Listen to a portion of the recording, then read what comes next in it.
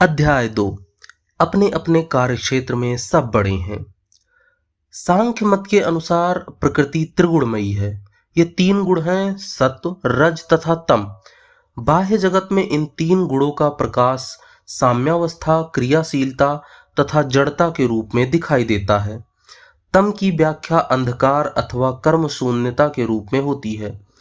रज की कर्मशीलता अर्थात आकर्षण एवं विकर्षण के रूप में, और सत्व इन दोनों की साम्यावस्था तथा संयम रूप होता है। प्रत्येक व्यक्ति इन तीन गुणों से निर्मित है। कभी कभी जब तमोगुण प्रबल होता है तो हम सुस्त हो जाते हैं, तब मानो हिलडुल तक नहीं सकते और निष्कर्म होकर कुछ विशिष्ट भावनाओं के दास हो जाते हैं। फिर कभी कभी कर्मशीलता का प्राबल्य होता है और कभी कभी इन दोनों के संयम रूप सत्व की प्रबलता होती है, जिससे मन शांत भाव धारण करता है। फिर भिन्न भिन्न मनुष्यों में इन गुणों में से कोई एक सबसे प्रबल होता है। एक मनुष्य में कर्म शून्यता, सुस्ती और आलस्य के गुण प्रबल रहते हैं, दूसरे में कर्मशीलता, उत्साह एवं शक्ति के, और तीसरे में हम शांति के, मृदुता एवं माधुर्य का भाव देखते हैं। जो पूर्वोक्त दोनों गुणों अर्थात कर्मशीलता एवं कर्म शून्यता का सामंजस्य स्वरूप होता है। इस प्रकार संपूर्ण सृष्टि में पशुओं, वृक्षों और मनुष्यों में हमें इन विभिन्न गुणों का न्यूनाधिक मात्रा में वैशिष्ट्यपूर्ण प्रकाश दिखाई देता है। कर्मयोग का संबंध मुख्यतः इन तीन गुणों से है। कर्मयोग हमें यह बतलाकर कि उनका स्वरूप क्या है तथा उनका किस प्रकार उपयोग होना चाहिए, हमें अपना कार्य अच्छी तरह से करने की शिक्षा देता है। मानव समाज एक श्रेणीबद्ध संस्था है। इसके अंतर्गत सभी मनुष्य एक एक श्रेणी में विभक्त और भिन्न भिन्न सोपान में अवस्थित हैं। हम सभी जानते हैं कि सदाचार तथा कर्तव्य किसे कहते हैं, परंतु फिर भी हम देखते हैं कि भिन्न भिन्न देशों में सदाचार के संबंध में अलग अलग धारणाएं हैं। एक देश में जो बात सदाचार युक्त मानी जाती है, संभव है दूसरे देश में वही नितांत दुराचारी समझी जाए। उदाहरण के लिए, एक देश में चचेरे भाई बहन आपस में विवाह कर सकते हैं, परंतु दूसरे देश में यही बात बुरी मानी जाती है। किसी देश में लोग अपनी साली से विवाह कर सकते हैं, परंतु यही बात दूसरे देश में बड़ी खराब समझी जाती है। फिर कहीं कहीं लोग एक ही बार विवाह कर सकते हैं और कहीं कहीं कई बार, इत्यादि इत्यादि। इसी प्रकार सदाचार की अन्य बातों के संबंध में भी विभिन्न देशों में बहुत भिन्न भिन्न धारणाएं रहती हैं। फिर भी हमारी यह धारणा है कि सदाचार का एक सार्वभौमिक आदर्श अवश्य है। यही बात कर्तव्य के बारे में भी है। भिन्न भिन्न जातियों में कर्तव्य के बारे में अलग अलग धारणा होती है। किसी देश में यदि एक मनुष्य कुछ विशिष्ट कार्य नहीं करता तो लोग उस पर दोषारोपण करते हैं, परंतु अन्य किसी देश में यदि वह मनुष्य वही कार्य करता है तो वहां के लोग कहते हैं कि उसने ठीक नहीं किया। फिर भी हम जानते हैं कि कर्तव्य का एक सार्वभौमिक आदर्श अवश्य है। इसी प्रकार एक समाज सोचता है कि कुछ विशिष्ट बातें ही कर्तव्य स्वरूप हैं, परंतु दूसरे समाज का विचार बिल्कुल विपरीत होता है और वह उन कार्यों को करना एक पातक समझेगा। अब हमारे सम्मुख दो मार्ग खुले हैं, एक अज्ञानी का जो सोचता है कि सत्य का मार्ग केवल एक ही है तथा अन्य सब परमात्मक हैं, और दूसरा ज्ञानी का जो यह मानता है कि हमारी मानसिक दशा तथा परिस्थिति के अनुसार कर्तव्य तथा सदाचार भिन्न भिन्न हो सकते हैं। अतएव जानने योग्य प्रधान बात यह है कि कर्तव्य तथा सदाचार के विभिन्न स्तर होते हैं और एक अवस्था के, एक परिस्थिति के कर्तव्य दूसरी परिस्थिति के कर्तव्य नहीं हो सकते। उदाहरण के लिए, सब महापुरुषों का उपदेश है कि अशुभ के प्रतिकार की चेष्टा नहीं करनी चाहिए।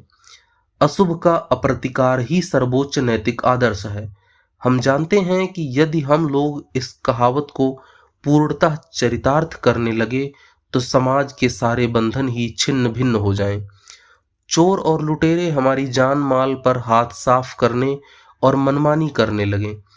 यदि इस प्रकार का अप्रतिकार धर्म एक दिन भी आचरण में लाया गया तो बड़ी गड़बड़ी सच हो जाएगी।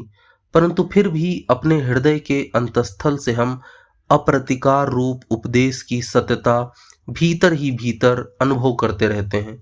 हमें यह सर्वोच्च आदर्श प्रतीत होता है, परंतु यदि केवल इस मत का ही प्रचार किया जाए तब तो अधिकांश मनुष्यों को ही अन्यायकर्मी कहकर तिरस्कृत कर देना होगा।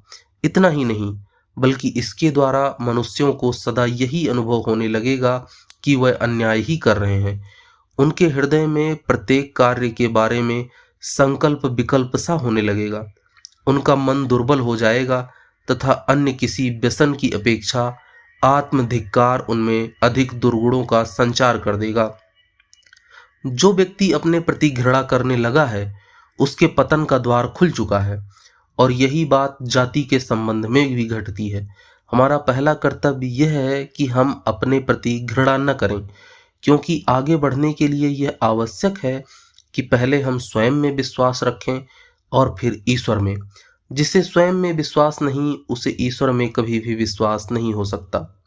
अतएव हमारे लिए जो एकमात्र रास्ता रह जाता है वो यह कि हम समझ लें कि कर्तव्य तथा सदाचार की धारणा विभिन्न परिस्थितियों के अनुसार बदलती रहती है। यह बात नहीं कि जो मनुष्य अशुभ का प्रतिकार कर रहा है वह कोई ऐसा काम है जो सदा और स्वभावतः अन्यायपूर्ण है, वरन भिन्न भिन्न परिस्थितियों के अनुसार अशुभ का प्रतिकार करना उसका कर्तव्य ही हो सकता है। संभव है श्रीमद् भगवत गीता का 2वां अध्याय पढ़कर तुम पाश्चात्य देश वालों में से बहुतों को आश्चर्य हुआ हो, क्योंकि उस अध्याय में भगवान श्री कृष्ण ने अर्जुन को कपटी तथा डरपोक कहा है। और वो इसलिए कि अर्जुन ने अपने संबंधियों तथा मित्रों से यह कहकर लड़ने अथवा संघर्ष करने से इनकार कर दिया था कि अहिंसा परम धर्म है। हमारे लिए समझने की यह एक बड़ी बात है कि प्रत्येक कार्य की दोनों चरम विपरीत अवस्थाएं एक जैसी दिखाई देती हैं। चरम अस्ति और चरम नास्ति दोनों सदैव एक समान दिखाई देती हैं। उदाहरण के लिए, आलोक का स्पंदन यदि अत्यंत मृदु होता है तो हम उसे नहीं देख सकते, और इसी प्रकार जब वो अत्यंत द्रुत होता है तब भी हम उसे देखने में असमर्थ होते हैं।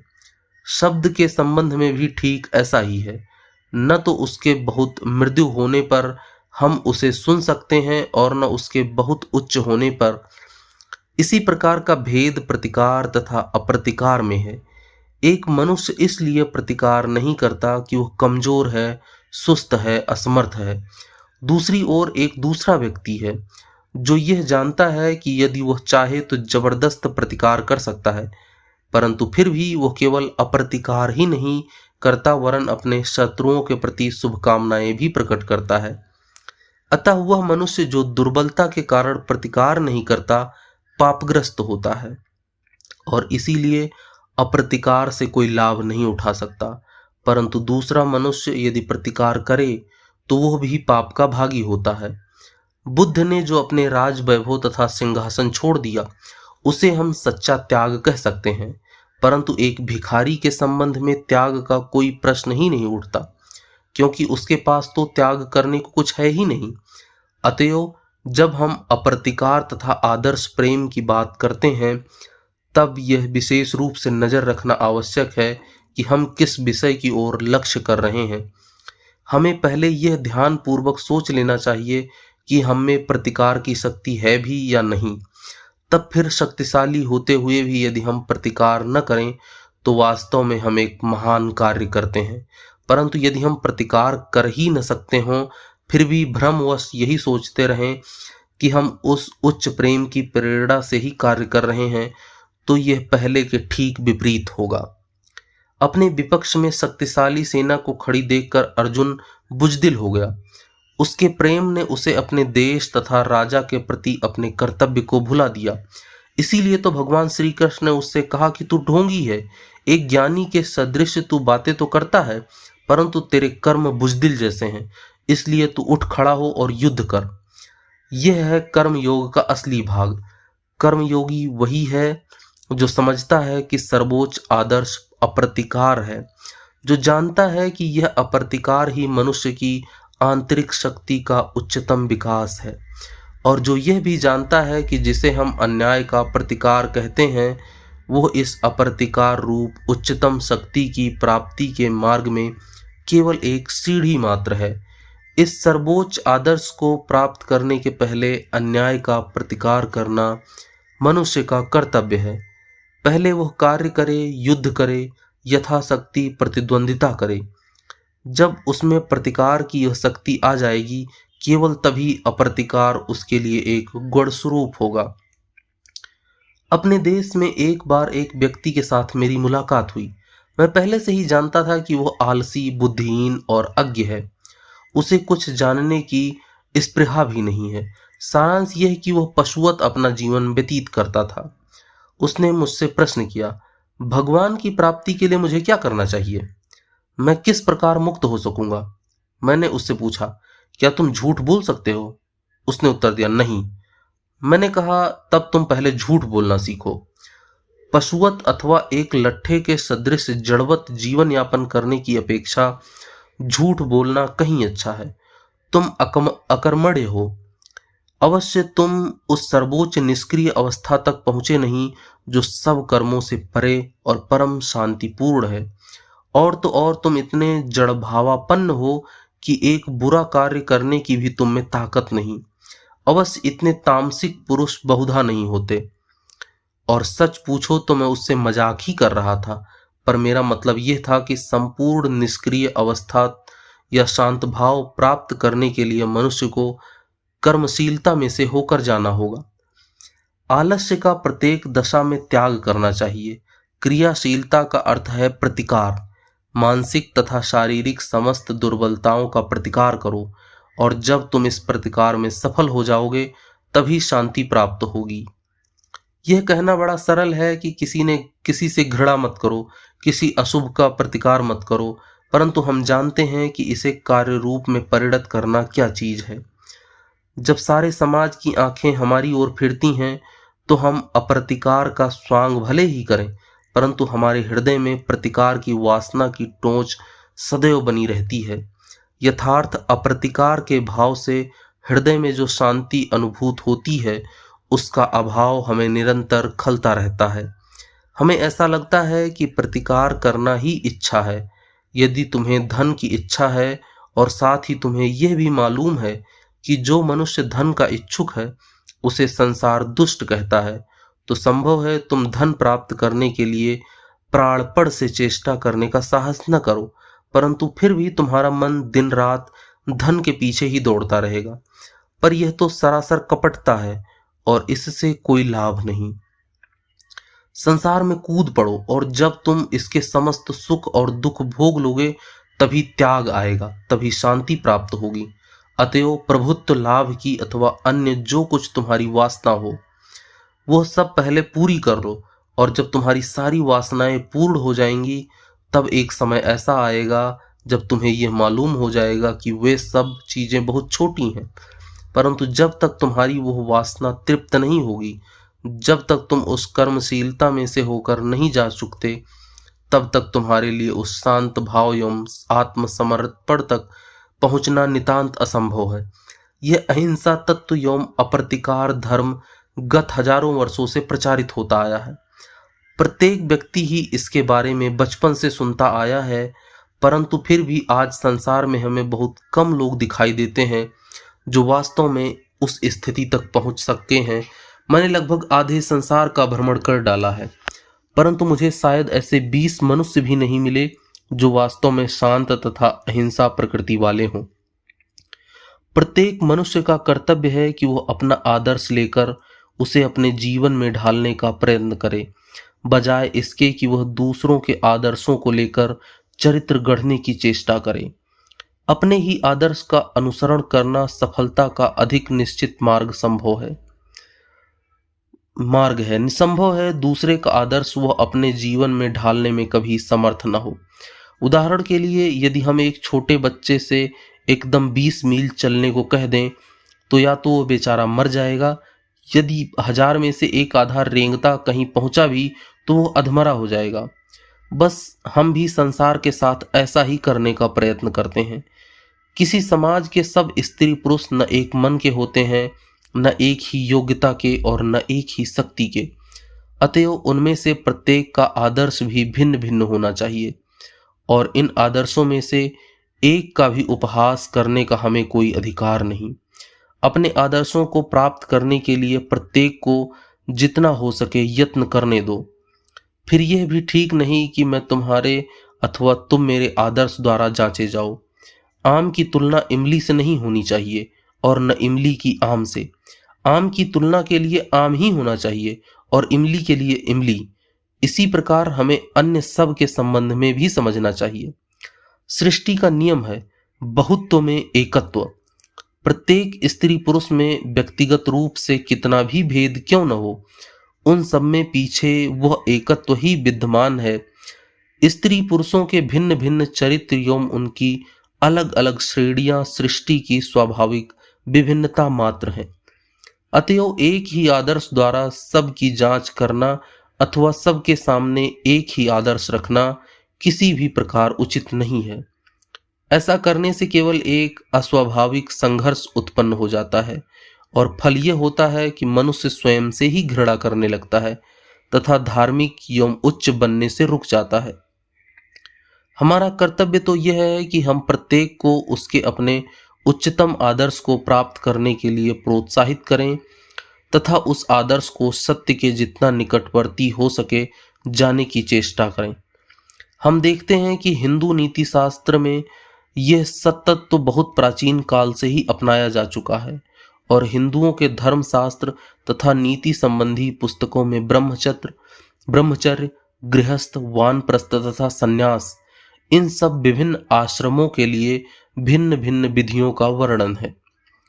हिंदू धर्म शास्त्रों के अनुसार मानव जाति के साधारण कर्तव्यों के अतिरिक्त प्रत्येक मनुष्य के जीवन में कुछ विशेष विशेष कर्तव्य होते हैं। एक हिंदू को पहले ब्रह्मचर्याश्रम अर्थात छात्र जीवन का अवलंबन करना पड़ता है।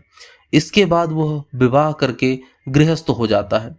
वृद्धावस्था में वो गृहस्थाश्रम से अवकाश लेकर वह वानप्रस्थ धर्म का अवलंबन करता है और अंत में वह संसार को त्याग कर सन्यासी हो जाता है।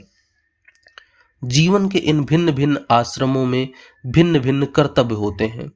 वास्तव में इन आश्रमों में कोई किसी से श्रेष्ठ नहीं है। एक गृहस्थ का जीवन भी उतना ही श्रेष्ठ है जितना कि एक ब्रह्मचारी का। जिसने अपना जीवन धर्म कार्य के लिए उत्सर्ग कर दिया है, सड़क का भंगी भी उतना ही श्रेष्ठ तथा उच्च है जितना कि एक सिंहासन रूढ़ राजा। थोड़ी देर के लिए उसे गद्दी पर उतार दो और उसे मेहतर का काम दो, फिर देखो वह कैसा काम करता है। इसी प्रकार उस मेहतर को राजा बना दो तो देखो वह कैसे राज्य चलाता है। यह कहना व्यर्थ है कि गृहस्थ से सन्यासी श्रेष्ठ है। संसार को छोड़कर स्वच्छंद और शांत जीवन में रहकर ईश्वरोपासन करने की अपेक्षा संसार में रहते हुए ईश्वर की उपासना करना बहुत कठिन है। आज तो भारत में जीवन के ये 4 आश्रम घटकर केवल 2 ही रह गए हैं, गृहस्थ एवं संन्यास।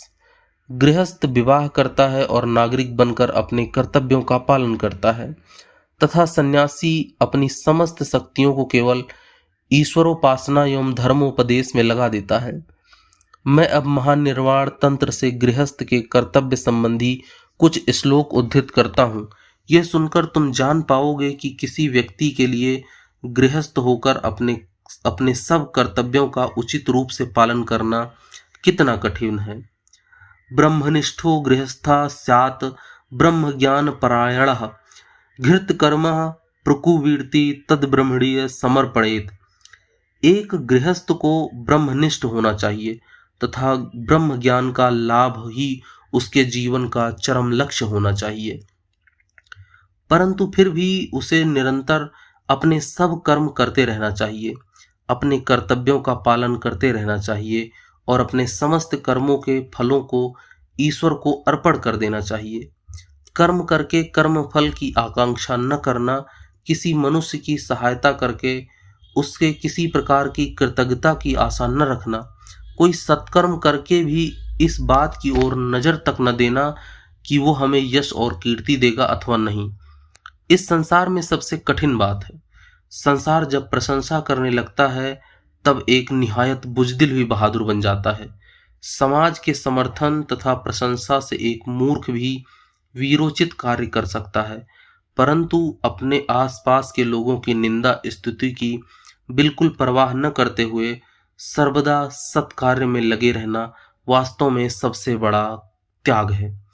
न मिथ्या भाषणम कुर्यात न च शाठ्या समाचरेत, देवतातिथि पूजासु गृहस्थो निरतो भवेत।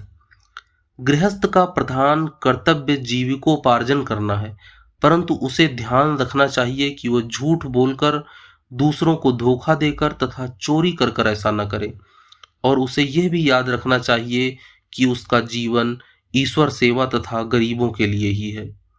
मातरम पितरश्चयो साक्षात् प्रत्यक्ष देवताम मत्वा गृहे निषेवेत यदा सर्वप्रयलतः। यह समझकर कि माता और पिता ईश्वर के साक्षात रूप हैं और गृहस्थ को चाहिए कि वह उन्हें सदैव सब प्रकार से प्रसन्न रखें। तुष्टायाम मातरि शिवे तुष्टे पितरि पार्वती, तव प्रीति भरवे देवी परम ब्रह्मा प्रसीदति।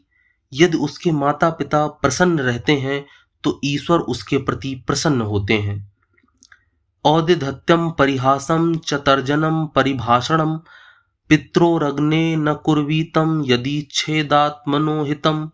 मातरम पितरम वीक्षम नत्तो वित्तश्रेष्ठम ससंप्रभम, विनाज्ञा नोपे विषय संस्थम प्रत्यशासने। अपने माता पिता के सन्मुख औद्धत्य, परिहास, चंचलता अथवा क्रोध प्रकट न करें। वह पुत्र वास्तव में श्रेष्ठ है जो अपने माता पिता के प्रति एक भी कटु शब्द नहीं कहता।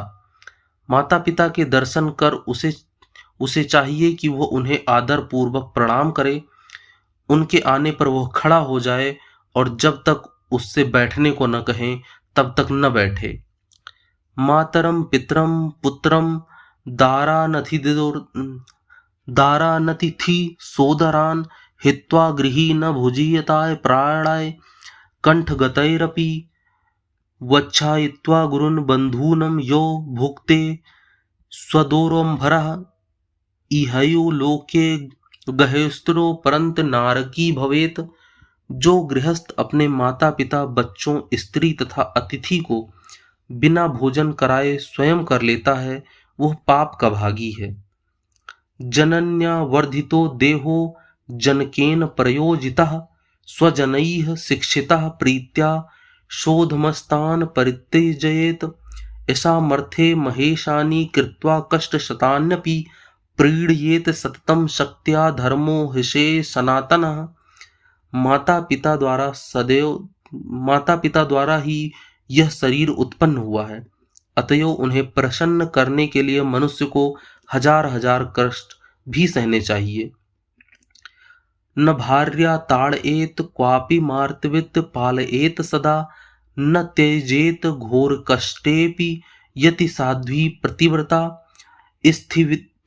स्थितेषु सुदीयरेषु स्वयमन्ना न संस्पृदिशेति, दुष्टेन चेतसा विद्वान् अन्यथा नारकी भवेत्।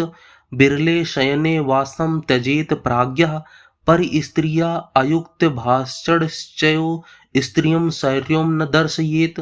धनेन वाससा प्रेम्णा श्रद्धया मृतभाषणैः, सततं तोषयेत दारान् नाप्रियं क्वचिदचरेत्।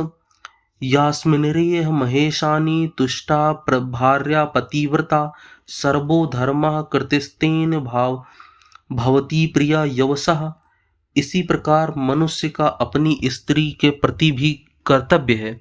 गृहस्थ को अपनी स्त्री को कभी घुड़कना न चाहिए और उसका मातृवत पालन करना चाहिए। यदि उसकी स्त्री साध्वी और पतिव्रता है तो वह कष्ट में भी उसका त्याग न करे।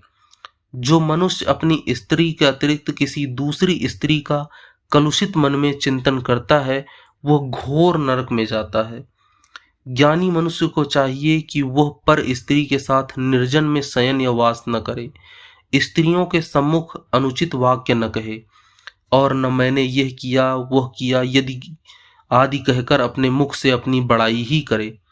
अपनी स्त्री को धन, वस्त्र, प्रेम, श्रद्धा एवं अमृत तुल्य वाक्य द्वारा प्रसन्न रखें और उसे किसी प्रकार क्षुब्ध न करें। हे पार्वती, जो पुरुष अपनी पतिव्रता स्त्री का प्रेम भाजन बनने में सफल होता है, उसे समझो कि अपने स्वधर्म के आचरण में सफलता मिल गई। ऐसा व्यक्ति तुम्हारा प्रिय होता है। चतुर्वर्षावधि सुतान लालयेत पालयेत सदा, ततः षोडश प्रयत्न गुणान विद्याश्च शिक्षयेति, विशत्यब्धाधिकान् पुत्रान् प्रेरयेत गृहकर्मसु, ततस्तास्तुल्यभावेन मत्वा स्नेहं प्रदर्शयेति, कन्याप्ययो पालनीया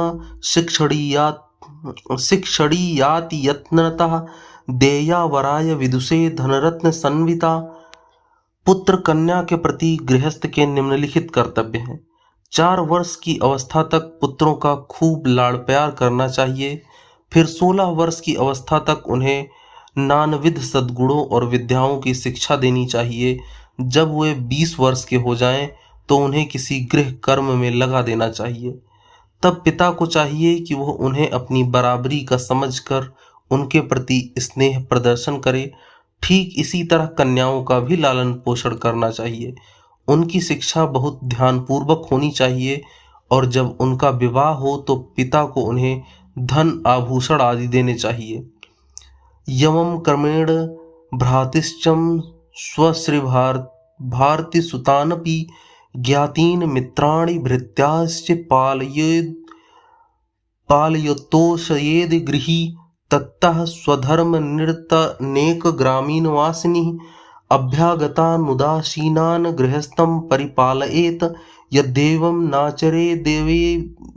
नाचरेद देवी गृहस्थो बिभेषति, पशुरेव स विज्ञेः स पापी लोकगर्हितः। इसी प्रकार गृहस्थ को अपने भाई बहन, भतीजे, भांजे तथा अन्य सगे संबंधी, मित्र एवं नौकरों का भी पालन करना चाहिए, उन्हें संतुष्ट रखना चाहिए। फिर गृहस्थ को यह भी चाहिए कि वह स्वधर्म अपने ग्रामवासियों, अभ्यागतों और उदासीनों का पालन करे। हे देवी, धन संपन्न होते हुए भी जो गृहस्थ अपने कुटुंबियों तथा निर्धनों की सहायता नहीं करता, वह निंदनीय और पापी है। उसे तो पशुतुल्य ही समझना चाहिए। निद्रालस्यं देहयत्नं केशविन्यासमेव च, आस्माक्तिमशने वस्त्रे नातिरिक्तं समाचरेत, युक्ताहारो युक्तनिद्रो मितवाणं मितमैथुनः, स्वच्छो नम्रः सुक्षिदर्शो युक्तः स्यात् सर्वकमशः। गृहस्थ को अत्यंत निद्रा, आलस्य, देह की सेवा, केश विन्यास तथा भोजन वस्त्र में आसक्ति का त्याग करना चाहिए। उसे आहार, निद्रा, भाषण, मैथुन इत्यादि सब बातें परिमित रूप से करनी चाहिए। उसे अकपट, नम्र, बाह्याभ्यंतर शौच संपन्न, निरालस्य और उद्योगशील होना चाहिए। शूरः शत्रौ विनीति स्यात् बांधवे गुरु सन्नधौ। गृहस्थ को अपने शत्रु के सामने शूर होना चाहिए और अपने गुरु एवं बंधुजनों के समक्ष नम्र। शत्रु के सन्मुख शूरता प्रकट करके उसे उस प्रकार शासन करना चाहिए। यह गृहस्थ का आवश्यक कर्तव्य है। गृहस्थ को घर के कोने में बैठकर रोना और अहिंसा परमो धर्मा कहकर खाली गाल न बजाना चाहिए। यदि वह शत्रु के सन्मुख वीरता नहीं दिखाता है तो वह अपने कर्तव्य की अवहेलना करता है, किंतु अपने बंधु बांधव, आत्मीय, स्वजन एवं गुरु के निकट उसे गौ के समान शांत एवं निरीह भाव का अवलंबन करना चाहिए। जुगुप्तितान न मान्येत नावमन्येत मानिनः। निंदित असत व्यक्ति को सम्मान न दें और सम्माननीय व्यक्ति का आदर करें। असत व्यक्ति के प्रति सम्मान प्रदर्शित करना गृहस्थ का कर्तव्य नहीं है, क्योंकि ऐसा करने से वह असद विषय का आश्रय देता है, और यदि सम्मान योग्य व्यक्ति को सम्मान नहीं देता तो भी बड़ा अन्याय करता है। सौहार्दं व्यवहाराश्चम प्रवृत्ति प्रकृतिम निर्णाम, सहवासेन तर्केश्चम विदित्वा विश्वसे ततः। एक साथ रहकर विशेष निरीक्षण के द्वारा वह पहले मनुष्य का स्नेह, व्यवहार, प्रवृत्ति और प्रकृति जान ले, फिर उस पर विश्वास करे। अरे गहरे जिस किसी भी व्यक्ति के साथ वो मित्रता न कर बैठे, जिसके साथ उसे मित्रता करने की इच्छा हो, उसके कार्यकलाप तथा अन्य लोगों के साथ उसके व्यवहार की वह पहले भली भांति जांच कर ले और फिर मित्रता करे। धर्मज्ञ गृहस्थ व्यक्ति को चाहिए कि वो अपना यश पौरुष दूसरों की हुई दूसरों की हुई गुप्त तथा दूसरों के प्रति उसने जो कुछ उपकार किया है उसका वर्णन सर्वसाधारण के सम्मुख न करे। उसे अपने वैभव अथवा अभाव आदि की भी बात नहीं करनी चाहिए। उसे अपने धन पर गर्व करना उचित नहीं। ऐसे विषय वो गुप्त ही रखे, यही उसका धर्म है। यह केवल सांसारिक अभिज्ञता नहीं है। यदि कोई मनुष्य ऐसा नहीं करता तो वह दुर्नीत परायण कहा जा सकता है। गृहस्थ सारे समाज की नींव सदृश है। वही मुख्य धन उपार्जन हरने वाला होता है। निर्धन, दुर्बल, स्त्री, बच्चे आदि जो सब कार्य करने योग्य नहीं है, वे गृहस्थ के ऊपर ही निर्भर रहते हैं। अतएव गृहस्थ को कुछ कर्तव्य करने पड़ते हैं और ये कर्तव्य ऐसे होने चाहिए कि उनका साधन करते करते वह अपने हृदय में शक्ति का विकास अनुभव करे और ऐसा न सोचे कि वो अपने आदर्शानुसार कार्य नहीं कर रहा। इसी कारण यदि उसने कोई अन्याय अथवा निंदित कार्य कर डाला है तो उसे दूसरों के सन्मुख प्रकट नहीं करना चाहिए। इसी प्रकार यदि वह ऐसी किसी बात में लगा है जिससे वो अपनी सफलता निश्चित मानता है तो उसे उसकी भी चर्चा नहीं करनी चाहिए। इस प्रकार आत्मदोष प्रकट करने से कोई लाभ नहीं होता है, बल्कि उल्टा इसके द्वारा मनुष्य हतोत्साहित हो जाता है और इस प्रकार उसके कर्तव्य कर्मों में बाधा पड़ती है। उसने जो अन्याय कर्म किया है उसका फल तो उसे भोगना ही पड़ेगा, किंतु उसे फिर ऐसी चेष्टा करनी चाहिए जिससे वह सत्कर्म कर सके। संसार सर्वदा शक्तिमान तथा दृढ़चित्त व्यक्ति के प्रति ही सहानुभूति प्रकट करता है। उसे चाहिए कि वह यत्यंत पूर्वक विद्या, धन, यश और धर्म का उपार्जन करे तथा व्यसन, कुसंग, मिथ्या भाषण एवं परद्रोह का त्याग करे। उसे सबसे पहले ज्ञान लाभ के लिए चेष्टा करनी चाहिए, फिर उसे धनोपार्जन के लिए भी यत्न करना चाहिए। यही उसका कर्तव्य है और यदि वह अपने इस कर्तव्य को नहीं करता तो उसकी गणना मनुष्यों में नहीं। जो गृहस्थ धनोपार्जन की चेष्टा नहीं करता वह दुर्नीति परायण एवं निकम्मा है। यदि वह आलस्य भाव से जीवन यापन करता है और उसी में संतुष्ट रहता है तो वो असत प्रकृति वाला है, क्योंकि उसके ऊपर अनेकों व्यक्ति निर्भर रहते हैं। यदि वह यथेष्ट धन उपार्जन करता है तो उससे सैकड़ों का पालन पोषण होता है। यदि तुम्हारे इस शहर में सैकड़ों लोगों ने धनी बनने की चेष्टा न की होती तो यह सभ्यता, ये अनाथाश्रम और ये हवेलियां कहाँ से आती। ऐसी दशा में धनोपार्जन करना कोई अन्याय नहीं है, क्योंकि यह धन वितरण के लिए ही होता है। गृहस्थ की समाज जीवन का केंद्र है। उसके लिए धन कमाना तथा उसका सत्कर्मों में व्यय करना ही उपासना है। जिस प्रकार एक सन्यासी को अपनी कुटी में बैठकर की हुई उपासना उसके मुक्ति लाभ में सहायक होती है, उसी प्रकार एक गृहस्थ की भी सदुपाय तथा सदुद्देश्य से धनी होने की चेष्टा उसके मुक्ति लाभ में सहायक होती है, क्योंकि उन दोनों में ही हम ईश्वर तथा कुछ ईश्वर का है इस सब के प्रति भक्ति में उत्पन्न हुए आत्मसमर्पण एवं आत्मत्याग का ही प्रकाश पाते हैं। भेद है केवल प्रकाश के रूप भर में। बहुधा देखा जाता है कि लोग ऐसे कार्यों में प्रवृत्ति हो जाते हैं जो उनकी शक्ति के बाहर होते हैं। इसका फल यही होता है कि उन्हें फिर अपनी उद्देश्य सिद्धि के लिए दूसरों को धोखा देना पड़ता है। फिर प्रयत्न अवस्था पर और क्रिया समय पर अवलंबित रहती है। अतएव अवस्था और समय के अनुसार ही कार्य करना चाहिए। सभी बातों में इस समय की ओर विशेष दृष्टि रखनी चाहिए। एक समय जिसमें सफलता हुई है संभव है उसी में दूसरे समय उसे सफलता प्राप्त हो जाए। धीर गृहस्थ को सत्य, मृदु, प्रिय तथा हितकर वचन बोलने चाहिए। वह अपने उत्कर्ष की चर्चा न करे और दूसरों की निंदा करना छोड़ दे। जो व्यक्ति सब लोगों की सुविधा के लिए जलाशय खुदवाता है, वृक्ष लगाता है, धर्मशालाएं तथा सेतु निर्माण कराता है, वह तीनों लोगों को जीत लेता है।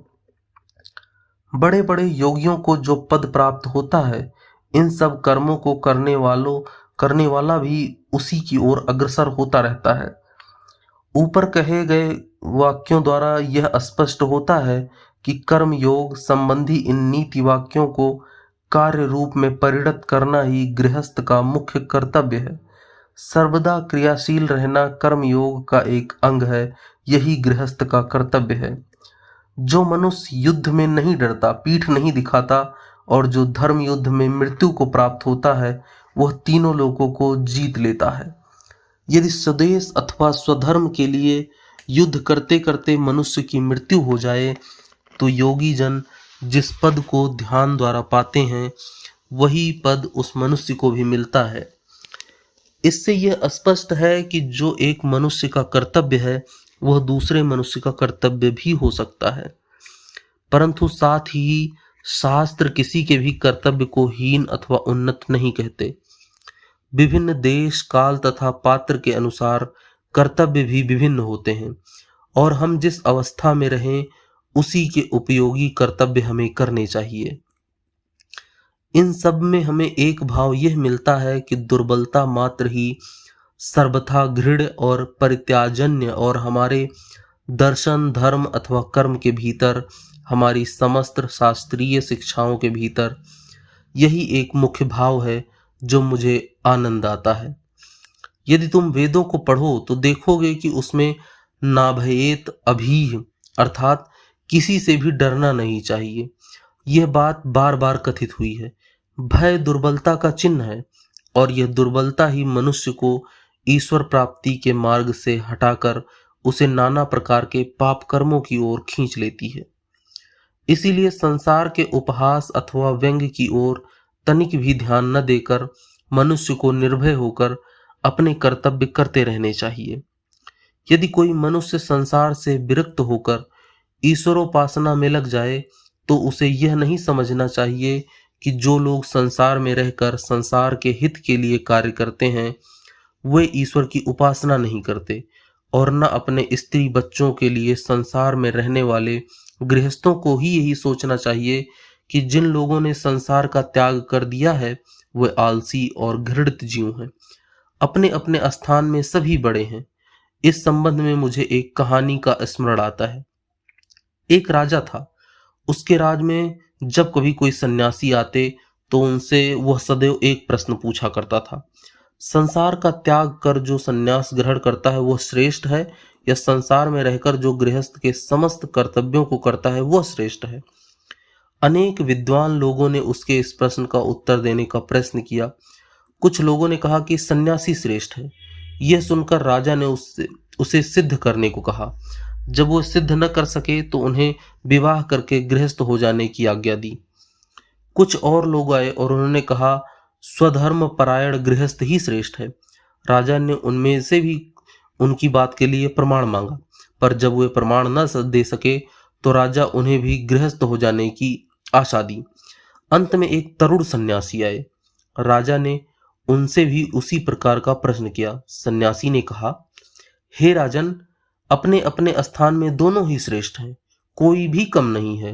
राजा ने उसका प्रमाण मांगा। सन्यासी ने उत्तर दिया, हाँ, मैं इसे सिद्ध कर दूंगा, परंतु तुम्हें मेरे साथ आना होगा और कुछ दिन मेरे ही समान जीवन व्यतीत करना होगा, तभी मैं तुम्हें अपनी बात का प्रमाण दे सकूंगा। राजा ने सन्यासी की बात स्वीकार कर ली और उनके पीछे पीछे हो लिया। वह उन सन्यासी के साथ अपने राज्य की सीमा को पार कर अनेक देशों में से होता हुआ एक बड़े राज्य में आ पहुंचा। उस राज्य की राजधानी में एक बड़ा उत्सव मनाया जा रहा था। राजा और सन्यासी ने संगीत और नगाड़ों के शब्द सुने तथा डोंडी पीटने वालों की आवाज भी। लोग सड़कों पर सुसज्जित होकर कतारों में खड़े थे। उसी समय कोई एक विशेष घोषणा की जा रही थी।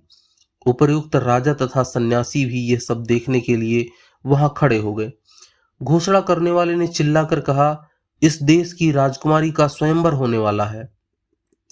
राजकुमारियों का अपने लिए इस प्रकार पति चुनना भारतवर्ष में एक पुराना रिवाज था। अपने भावी पति के संबंध में प्रत्येक राजकुमारी के अलग अलग विचार होते थे। कोई अत्यंत रूपवान पति चाहती थी, कोई अत्यंत विद्वान, कोई अत्यंत धनवान, आदि आदि। अड़ोस पड़ोस के राज्यों के राजकुमार सुंदर से सुंदर ढंग से अपने को सजाकर राजकुमारी के सम्मुख उपस्थित होते थे। कभी कभी उन राजकुमारों के भी भाट होते थे जो उनके गुणों का गान करते तथा यह दर्शाते थे कि उन्हीं का वर्ण किया जाए। राजकुमारी जो एक सजे हुए सिंहासन पर बिठाकर आलीशान ढंग से सभा के चारों ओर ले जाया जाता था, वह उन सब के सामने जाती तथा उनका गुणगान सुनती। यदि उसे कोई राजकुमार नापसंद होता तो वो अपने वाहकों से कहती, आगे बढ़ो, और इसके पश्चात उस नापसंद राजकुमार का कोई ख्याल तक न किया जाता। यदि राजकुमारी किसी राजकुमार से प्रसन्न हो जाती तो वह उसके गले में वरमाला डाल देती और वो राजकुमार उसका पति हो जाता था। जिस देश में यह राजा और सन्यासी आए हुए थे, उस देश में इसी प्रकार का एक स्वयंवर हो रहा था। यह राजकुमारी संसार में अद्वितीय सुंदरी थी और उसका भावी पति ही उसके पिता के बाद उसके राज्य का उत्तराधिकारी होने वाला था। इस राजकुमारी का विचार एक अत्यंत सुंदर पुरुष से विवाह करने का था, परंतु उसे योग्य व्यक्ति मिलता ही न था। कई बार उसके लिए स्वयंवर रचे गए, पर राजकुमारी को अपने मन का पति न मिला। इस बार स्वयंवर बड़ा सुंदर था। अन्य सभी अवसरों की अपेक्षा इस बार अधिक लोग आए थे। राजकुमारी रत्न जटित सिंहासन पर बैठकर आई और उसके वाहक उसे एक राजकुमार के सामने से दूसरे के सामने ले गए, परंतु उसने किसी की ओर देखा तक नहीं। सभी लोग निराश हो गए और सोचने लगे कि क्या अन्य अवसरों की भांति इस बार का स्वयंवर भी असफल ही रहेगा। इतने ही में वहां एक दूसरा तरुण सन्यासी आ पहुंचा। वो इतना सुंदर था कि मानो सूर्यदेव ही आकाश छोड़कर स्वयं पृथ्वी पर उतर आए हों। वो आकर सभा के एक ओर खड़ा हो गया और जो कुछ हो रहा था उसे देखने लगा। राजकुमारी का सिंहासन उसके समीप आया और ज्यों ही उसने उस सुंदर सन्यासी को देखा, त्यों ही वह रुक गई और उसके गले में वरमाला डाल दी। तरुण सन्यासी ने एकदम माला को रोक लिया और यह कहते हुए, छी छी छी, ये क्या है, उसे फेंक दिया। उसने कहा, मैं सन्यासी हूं, मुझे विवाह से क्या प्रयोजन। उस देश के राजा ने सोचा कि शायद निर्धन होने के कारण यह राजकुमारी से विवाह करने का साहस नहीं कर पा रहा है। अतएव उसने उससे कहा, देखो, मेरी कन्या के साथ तुम्हें मेरा आधा राज्य अभी मिल जाएगा और संपूर्ण राज्य मेरी मृत्यु के बाद। और यह कहकर उसने सन्यासी के गले में फिर माला डाल दी। उस युवा सन्यासी ने माला फिर निकालकर फेंक दी और कहा, छी, यह सब क्या झंझट है, मुझे विवाह से क्या मतलब। और यह कहकर वो तुरंत सभा छोड़कर चला गया।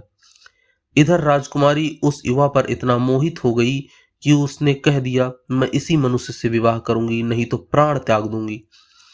और राजकुमारी सन्यासी के पीछे पीछे उसे लौटा लेने के लिए चल पड़ी। इसी अवसर पर अपने पहले सन्यासी ने जो राजा को यहाँ लाए थे, राजा से कहा, राजन चलिए, इन दोनों के पीछे पीछे हम लोग भी चलें। निदान वे उनके पीछे पीछे काफी फासला रखते हुए चलने लगे। वह युवा सन्यासी जिसने राजकुमारी से विवाह करने से इनकार कर दिया था, कई मील निकल गया और अंत में एक जंगल में घुस गया। उसके पीछे राजकुमारी थी और उन दोनों के पीछे ये दोनों। तरुण सन्यासी उस वन में भली भांति परिचित था तथा वहां के सारे जटिल रास्तों का उसे ज्ञान था। वह एकदम एक रास्ते में घुस गया और अदृश्य हो गया। राजकुमारी उसे फिर देख न सकी। उसे काफी देर ढूंढने के बाद अंत में वह एक वृक्ष के नीचे बैठ गई और रोने लगी, क्योंकि उसे बाहर निकलने का मार्ग नहीं मालूम था। इतने में यह राजा और सन्यासी उसके पास आए और उससे कहा, बेटी रो मत, हम तुम्हें इस जंगल से बाहर निकाल कर ले चलेंगे, परंतु अभी बहुत अंधेरा हो गया है जिससे रास्ता ढूंढना सहज नहीं। यहीं एक बड़ा पेड़ है, आओ इसी के नीचे हम सब विश्राम करें और सवेरा होते हुए हम तुम्हें मार्ग बता देंगे। अब वह पेड़ की एक डाली पर एक छोटी नर चिड़िया, उसकी स्त्री तथा उसके 3 बच्चे रहते थे। उस नर चिड़िया ने पेड़ के नीचे इन तीनों लोगों को देखा और अपनी स्त्री से कहा, देखो, हमारे यहाँ ये लोग अतिथि हैं, जाड़े का मौसम है, हम लोग क्या करें, हमारे पास आग तो है नहीं। यह कहकर वो उड़ गया और एक जलती हुई लकड़ी का टुकड़ा अपनी चोंच में दबा लाया। उसे अतिथियों के सामने गिरा दिया। उन्होंने उसमें लकड़ी लगाकर खूब आग तैयार कर ली, परंतु नर चिड़िया को फिर भी संतोष न हुआ। उसने अपनी पत्नी से फिर कहा, बताओ अब हमें क्या करना चाहिए? ये लोग भूखे हैं और उन्हें खिलाने के लिए हमारे पास कुछ भी नहीं है। हम लोग गृहस्थ हैं और हमारा धर्म है कि जो कोई हमारे घर आए उसे हम भोजन कराएं। जो कुछ मेरी शक्ति में है मुझे अवश्य करना चाहिए। मैं उन्हें अपना यह शरीर ही दे दूंगा। ऐसा कहकर वो आग में कूद पड़ा और भुन गया। अतिथियों ने उसे आग में गिरते देखा, उसे बचाने का यत्न भी किया, परंतु बचा न सके। उस नर चिड़िया की स्त्री ने अपने पति का सुकृत देखा और अपने मन में कहा, ये तो 3 लोग हैं, उनके भोजन के लिए केवल एक ही चिड़िया पर्याप्त नहीं। पत्नी के रूप में मेरा यह कर्तव्य है कि अपने पति के परिश्रम को मैं व्यर्थ न जाने दूं। ये मेरा शरीर भी ले लें। और ऐसा कहकर वो भी आग में गिर गई और भुन गई। इसके बाद जब उन 3 छोटे बच्चों ने देखा कि उन अतिथियों के लिए इतना तो पर्याप्त न होगा, तो उन्होंने आपस में कहा, हमारे माता पिता से जो कुछ बन पड़ा उन्होंने किया, परंतु फिर भी उतना पूरा न पड़ेगा। अब हमारा धर्म है कि हम उनके कार्य को पूरा करें। हमने अपने शरीर को भी दे देना चाहिए। और यह कहकर वो सब भी आग में कूद पड़े। यह सब देखकर ये तीनों लोग बहुत चकित हुए। इन चिड़ियों को वे खा ही कैसे सकते थे? रात को वे बिना भोजन किए ही रहे। प्रातःकाल राजा तथा सन्यासी ने राजकुमारी को जंगल का मार्ग दिखला दिया और वो अपने पिता के घर चली गई। तब सन्यासी ने राजा से कहा, देखो राजन, तुम्हें अब ज्ञात हो गया है कि अपने अपने स्थान में सब बड़े हैं। यदि तुम संसार में रहना चाहते हो तो इन चिड़ियों के समान रहो। दूसरों के लिए अपना जीवन दे देने को तैयार रहो, तत्पर रहो। और यदि तुम संसार छोड़ना चाहते हो तो उस युवा सन्यासी के समान हो जाओ, जिसके लिए वो परम सुंदर स्त्री और एक राज्य भी दृढ़वत था। यदि गृहस्थ होना चाहते हो तो दूसरों के हित के लिए अपना जीवन अर्पित कर देने के लिए तैयार रहो। और यदि तुम्हें संन्यास जीवन की इच्छा है तो सौंदर्य, धन तथा अधिकार की ओर आंख तक न उठाओ। और अपने अपने स्थान में सब श्रेष्ठ हैं, परंतु एक का कर्तव्य दूसरे का कर्तव्य नहीं हो सकता।